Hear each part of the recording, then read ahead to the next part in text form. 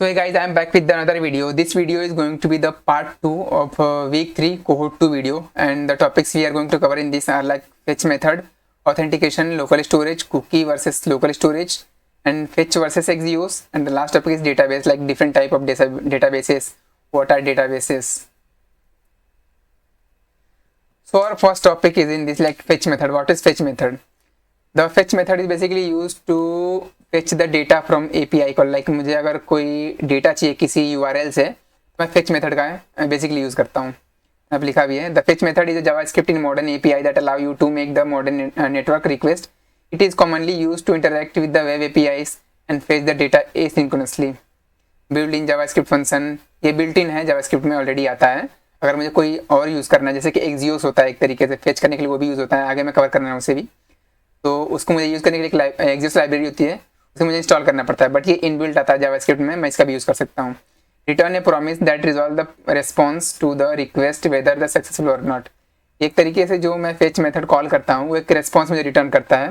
मैं उस पर dot then dot catch method लगा के एक मैं आउटपुट ले सकता हूँ कि मेरा जो आउटपुट रहा है वो सक्सेसफुल रहा है कि नहीं, मुझे डेटा मिला है या नहीं मिला है. Why it is use like asynchronous data retrieval होता है इसमें. Web API interaction, many web applications interact with the external API to fetch the data. The fetch method simplifies the process of making HTTP request to this API. Promise based. So एक ये promise based होता है जो मैंने अभी बताया कि जैसे कि मैंने dot then dot catch method लगा के इसको मैं बहुत easily यूज़ कर सकता हूँ. The fetch method return a promise, making it easy to work with asynchronous operation using the dot then dot catch method. मैं डायरेक्ट अभी सब कोड दिखाया था तुम्हें. So this is the simple code of fetch method, like how you are calling the fetch method. तो मैंने पहले एक URL इनिशियलाइज किया हुआ है. यहाँ पे एक URL है, तुम चाहो कोई भी URL यहाँ पे यूज़ कर सकते हो. उसके बाद फेच, यहाँ पे URL पास कर रहा हूँ, डॉट देन मेथड लगा रहा हूँ, मतलब जो जब उसका रिस्पॉन्स आ जाए, यहाँ पे रिस्पॉन्स मैं ले रहा हूँ. उसके बाद इफ रिस्पॉन्स आ जाता है तो response dot okay three new, sorry response नहीं आ रहा है तो यहाँ पे एरर थ्रो हो रहा है. उसके बाद रिटर्न रिस्पॉन्स डॉट जेसन. उसका डॉट देन मेथड अगर डेटा आ जा रहा है तो उसे मैं प्रिंट करा रहा हूँ डेटा को. फिर कैच मेथड लगा दे रहा हूँ बेसिकली अगर कोई एरर आ रहा है तो. बहुत सिंपल मेथड है इसका. तुम चाहो तो सिंपल ये यूज़ नहीं कर सकते हो, चाहो तो देखो डायरेक्ट यहाँ ऐसे भी यूज़ कर सकते हो. फेच मेथड कॉल के तुम्हारा डेटा आ जाएगा, इसमें तुम स्टोर कर सकते हो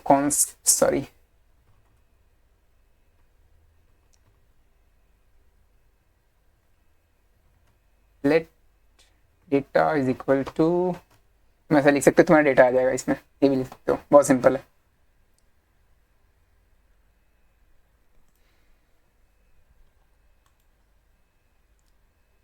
Moving to our next topic is authentication. What is authentication?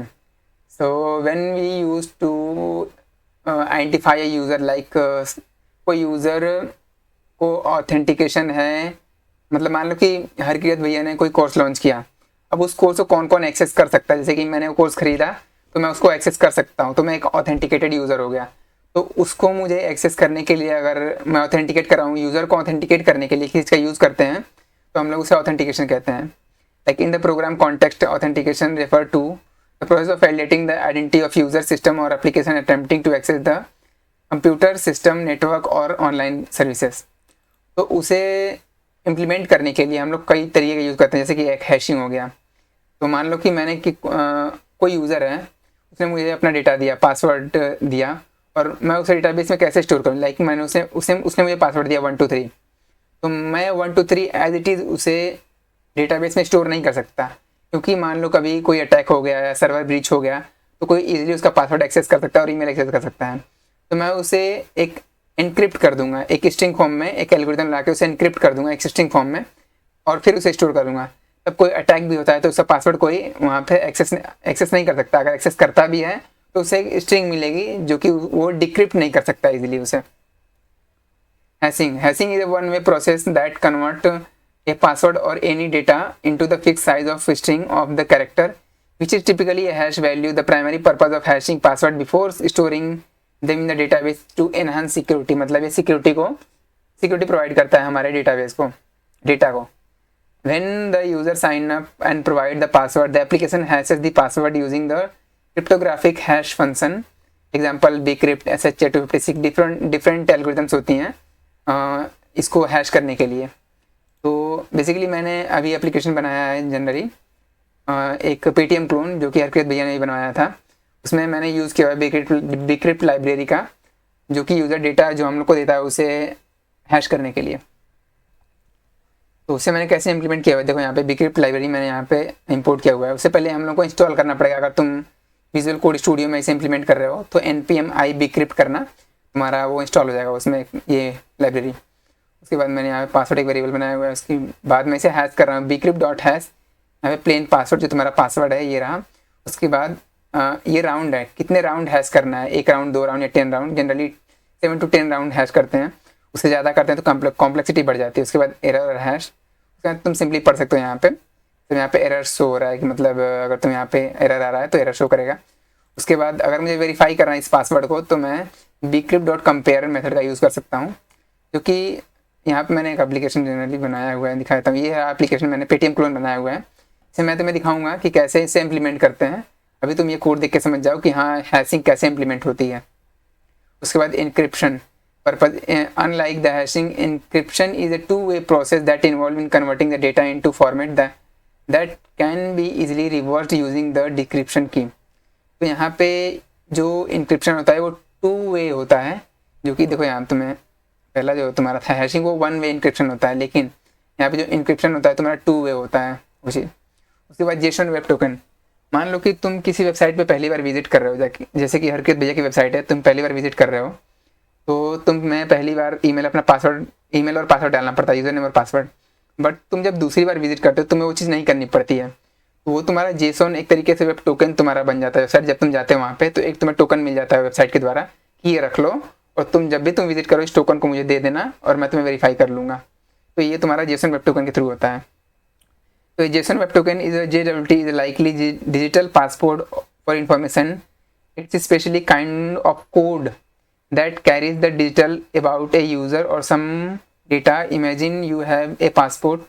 When you travel to different countries, the passport holds the different information. Like वही जो मैं बता रहा हूँ कि authenticate करने के लिए तुम्हारा यूज़ होता है। How does a JWT looks like? JWT is made up of the 3 parts. 3 parts से बनता है, header, payload और signature. Header में क्या होता है? This part says how the JWT encoded like secret encoded instruction, like तुम्हें लास्ट में यहाँ पे दिखाऊंगा कोड के थ्रू भी, बस यहाँ पे तुम्हें सब्जेक्टिव नॉलेज दे रहा हूँ। पेलोड क्या होता है? This part hold the actual information और claim the, for example it might say who you are और when the JWT was created, दिखाई देता हूँ। चलो यार समझने के लिए, यहाँ पे तुमने इंपोर्ट किया हुआ है इसे। उसके बाद पेलोड ये रहा तुम्हारा जो भी डेटा होगा यूज़र का उसमें रख सकते हैं। उसका signature, this part ensure that the JWT hasn't been tampered with it like seal that shows the information और genuinity is genuine. How do JWT work, कैसे काम करता है? Imagine you have log in the, जो मैंने अभी बताया यार कि पहली बार जब तुम जाते हो तो तुम लॉग इन साइन अप करते हो, उसके बाद तुम्हें एक टोकन मिल जाता है जो तुम्हारा लोकल स्टोरेज या कुकी में ब्राउजर में स्टोर हो जाता है। फिर जब दूसरी बार जाते हो तुम तो वही तुम्हारा JWT टोकन देते हो तो वह तुम्हें वेरीफाई कर लेता है। तो यही यहाँ लिखा हुआ है। उसके बाद देखो यहाँ पे कॉन्स्ट की एक मैंने बनाया हुआ है, यहाँ पे एक ऑप्शन करके बनाया हुआ है। यहाँ पे 3 चीज़ें पास हो रही थी। तुम जब कोई टोकन बनाते हो, मतलब JWT टोकन बनाते हो, मैंने एक वेरिएबल बनाया हुआ है यहाँ पे JWT.signin। साइन इन मेथड से तुम एक टोकन बनाते हो JWT टोकन। यहाँ पे मैंने पेलोड पास किया हुआ है, सीक्रेट की और ऑप्शन में एक टोकन मिल जाएगा, तुम यहाँ पे प्रिंट करा सकते हो टोकन, सिंपल। तो ये तुम्हारा यूज़र को ऑथेंटिकेट करने के लिए यूज़ होता है बेसिकली। मतलब एक तरीके से किसी वेबसाइट बार बार तुम लॉग इन लॉग आउट करते हो तो एक यूज़र को ना ईजीनेस नहीं होती, कह सकते हो कि यूज़र को ईजीनेस प्रोवाइड करने के लिए, ताकि ईजी रहे, बार बार तुम्हें लॉगिन साइन अप ना करना पड़े, इसलिए हम लोग इसका यूज़ करते हैं JWT टोकन का। So the next topic is the local storage. Now what is local storage? On the client side we get some sort of storage to store the web any kind of variables or any specific data. Like local storage is a client side web storage mechanism that allow you to website to store the key value pair persistently on user data। जैसे कि JSON web token तुम्हारा हो गया, वो तुम्हारा local storage में जाके store हो सकता है, तुम कर सकते हो। और भी कई चीज़ें होती हैं तुम लोकल स्टोरेज में तुम स्टोर कर सकते हो। Token storage after the successful authentication the server generate the authentication token, जैसे मैं अभी पढ़ाया था कि जब JWT होता क्या है और वो जो वेबसाइट हमें बना के देती है JWT, वो कहाँ हम लोग रखते हैं कि हम लोग वेरीफाई कर सके दोबारा, वो तुम्हारा होता है लोकल स्टोरेज में भी। दोबारा जब हम लोग वेबसाइट को विजिट करें तो वही हम लोग कहाँ से उठाएंगे, या हम लोग को लोकल स्टोरेज से ही उठाएंगे। मैं तुम्हें दिखाऊंगा कि मतलब ये चीज़ लोकल स्टोरेज में हम लोग कैसे स्टोर करते हैं और कैसे इसे ड्राइव करते हैं ताकि हम लोग वेबसाइट में भेज सकें। कोड में मैंने लिखा हुआ है एक्चुअली, जब मैं यहाँ पे एप्लीकेशन बना रखा है, यहाँ पे एक पेटीएम क्लोन में एप्लीकेशन बना रहा हूँ, तो इसमें मैंने सभी चीज़ यूज़ की हुई है, जीरेबिलिटी साइन टोकन, फिर उसे एक्सट्रैक्ट कर रहा हूँ, फिर उसे वेरीफाई कर रहा हूँ लोकल स्टोरेज से निकाल के। तो काफ़ी चीज़ मैंने यूज़ की हुई है, एक एंड एप्लीकेशन बना रहा हूँ। तो यहाँ पे मैं इम्प्लीमेंटेशन नहीं दिखाऊंगा, अभी तो मैं समझा रहा हूँ बस क्या होता है, कैसे होता है। This token is securely stored in the local storage of the user browser. तो ये यूज़र के ब्राउज़र में प्रेजेंट होता है लोकल स्टोरेज सेशन परसिस्टेंट। अब मान लो कि किसी यूज़र ने अपना ब्राउज़र बंद कर दिया, तो ऐसा नहीं होता है कि ये तुम्हारा जो टोकन है वो गायब हो जाएगा। ये तुम्हारा स्टोर होता है वेब ब्राउज़र में। जब तुम शट डाउन कर दो अपना सिस्टम, दोबारा ब्राउज़र खोलो, फिर किसी वेबसाइट पे विजिट करो, जैसे कि हर किसी भैया के वेबसाइट पे हम विजिट कर रहे हैं दोबारा, और सिस्टम शट डाउन करने के बाद भी विजिट कर रहे हैं, तो वो चीज़ हम लोग की परसिस्टेंट रहती है, मतलब वेब ब्राउज़र में स्टोर रहता है लोकल स्टोरेज में वो टोकन। दोबारा हम लोग जब एक्सेस करेंगे तो हम लोग को दोबारा लॉगिन करने के लिए अपना ईमेल और पासवर्ड नहीं देना पड़ेगा। Efficiency session management, improvement, performance, authorisation header. अब ऑथराइजेशन हेडर क्या होता है? Authorization header is a crucial component of the HTTP request that plays a key role in the authenticating and authorizing the user or client to access the certain resources on server। मान लो कि हमें token मिल गया है और मैंने इसको store कर लिया अपने लोकल स्टोरेज में। अब उसे वेरीफाई करना है, तो वेरीफाई कैसे होगा? तो वो ऑथराइजेशन हेडर के थ्रू कर सकते हैं हम लोग। ये देखो, एक पोस्टमैन में ऑथराइजेशन हेडर ये रहा। तुम यहाँ पे अपना ऑथराइजेशन हेडर पास, सॉरी ये रहा, तो यहाँ पे ऑथराइजेशन पास करते हो, यहाँ पे अपना डिस्क्रिप्शन या तो वैल्यू, कुछ भी अपना टोकन पास कर सकते हो वैल्यू में। और टाइप जो होगा तुम्हारा बीएरएड टोकन हो सकता है। अभी तुम्हें दिखाता हूँ, टाइप में बीएरएड टोकन भी हो सकता है, मतलब काफ़ी टाइप आते हैं, तुम बीएरएड का भी यूज़ कर सकते हो। मैंने अपने पेटीएम क्लोन में बीएरएड टोकन का यूज़ किया हुआ है बेसिकली। तो authorisation header is use to transmit the credential such as the token और API key from the client to the server, मतलब वेरीफाई करने के लिए कि ये तुम्हारा ही टोकन है। This credential are then verified by the server to determine whether the client has necessary permission to access the request resource। Authorization header typically follows the following basic structure। ये रहा तुम्हारा टाइप मतलब बीएरर, और यहाँ पे credential जो मैंने बताया। यहाँ पे एग्जांपल लिखा है ऑथराइजेशन, फिर यहाँ पे बीएरर, और यहाँ पे तुम्हारा टोकन प्रेजेंट होता है जो कि तुम यहाँ पोस्टमैन के थ्रू भेज सकते हो। ऑथराइजेशन वैल्यू और तुम्हारा ये चीज़। उसके बाद user in the token based authentication example JSON web token और auth where token represent the user identity and permission. यहाँ पे सिंपल देखो यार, यहाँ पे एक्सियोस यूज़ किया है, पहले मैंने फेच यूज़ किया हुआ था, बट एक्सियोस का इंपॉर्टेंस क्या है मैं तुम्हें आगे बताऊंगा। मैंने इसकी एक अलग से लेक्चर बना रखी है, पीपीटी बना रखी है, उसमें एक्सप्लेन करूँगा। तो एक्सियोस भी जो तुम्हारा डेटा फेच करने का काम आता है। तो यहाँ पे यूआरएल, यहाँ पे टोकन है, उसके बाद axios.get URL, उसके बाद हेडर मैंने पास किया हुआ है बेयर टोकन के नाम से कि इस URL से कुछ ही लोग डेटा एक्सेस कर सकते हैं जिसको ऑथराइजेशन एक्सेस होगा।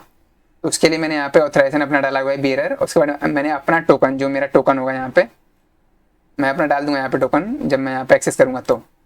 जबकि यहाँ पे ये टोकन ऐसा नहीं होता, टोकन ऐसा होता है कुछ गिब्रिश में। यहाँ पे मुझे रेस्पॉन्स मिलेगा, उसे प्रिंट कर सकता हूँ, और एरर मिला तो उसे ही प्रिंट कर सकता हूँ।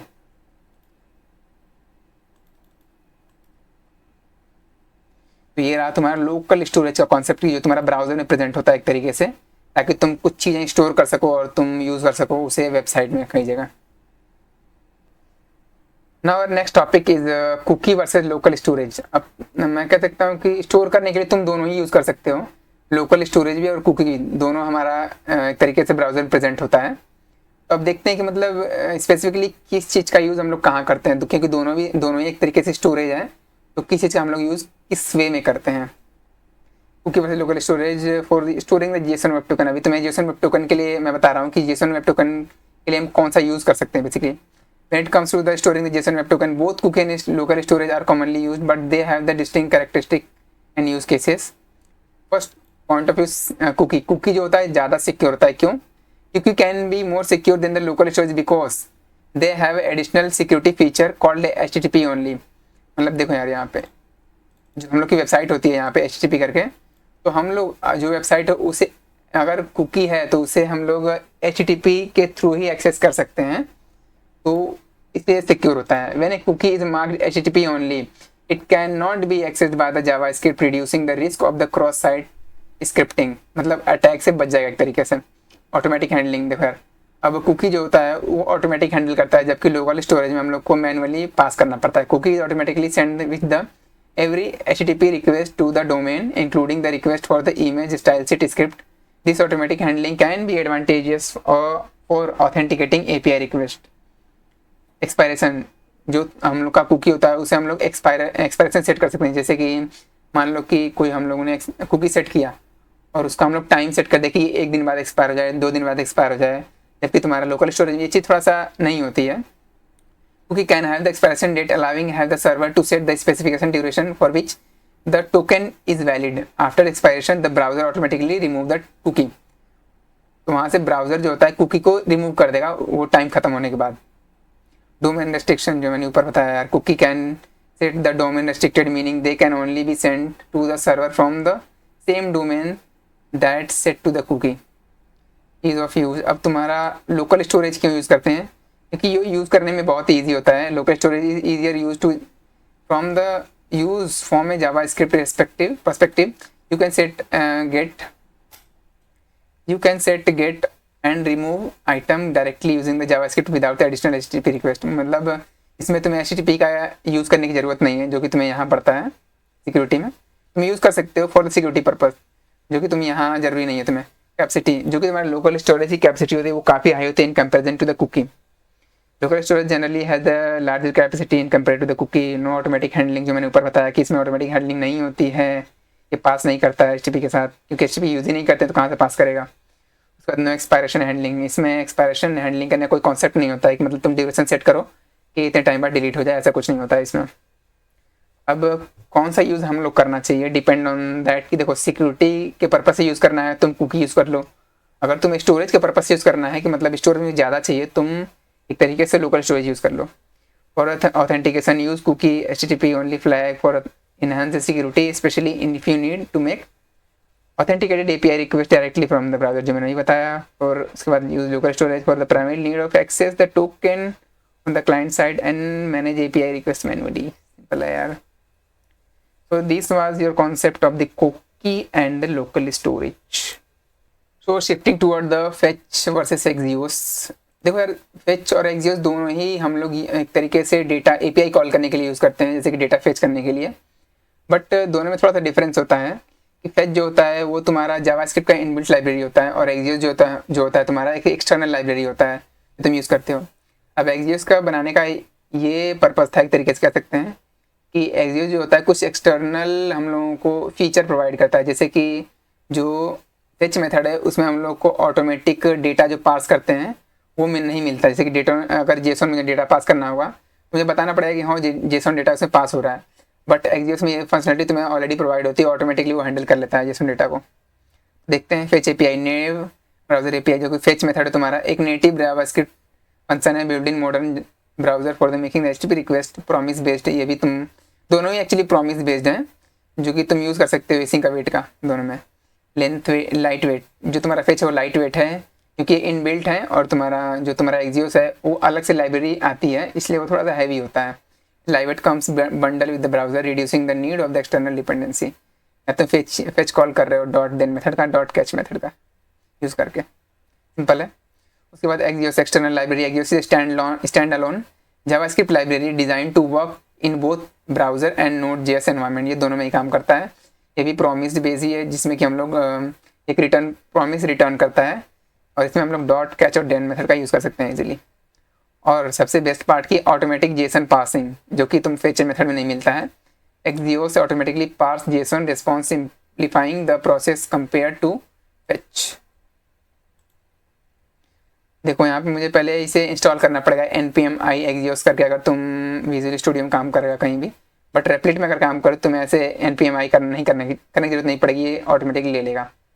और यहाँ पे मैं कॉल कर रहा हूँ Axios.get, मतलब गेट मेथड है तो Axios.get कर दूंगा। यहाँ पे URL है .cat.then.catch मेथड यूज़ कर रहा हूँ, simple. This was your difference between the fetch and Axios method. मैं फिर बता दे रहा हूँ कि मैं इसका इम्प्लीमेंटेशन नहीं कर रहा हूँ अभी, क्योंकि मैं एक लास्ट में एक प्रोजेक्ट बनाऊंगा जिसमें कि ऑल ओवर मैं सबका यूज़ करने वाला हूँ, जितना मैं अब तक बनाया हूँ HTML CSS जावास्क्रिप्ट टेलविंड या बैकएंड का जो भी चीज़ है सब उसमें यूज़ करने वाला हूँ।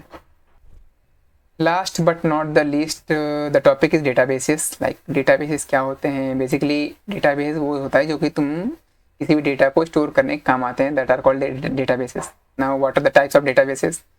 पहला है ग्राफ डेटाबेसेस। तो ग्राफ डेटाबेस तुम यूज़ करते हो बेसिकली, प्रैक्टिकल इम्प्लीमेंटेशन बताऊँ तो जैसे कि तुम्हारा इंस्टाग्राम हो गया, फेसबुक हो गया, सोशल मीडिया जो प्लेटफॉर्म होते हैं उसको यूज़ करने के लिए। Graphical database specializes in representing the neighbor relationship between the entities, making them ideal for implementing application emphasizing connected databases like Neon 4j। Vector database तुम यूज़ करते हो मशीन लर्निंग एआई में। Vector database are efficiently handle the multi-dimensional and the spatial relationship particularly suited for the application dealing with the spatial data, example InfluxDB।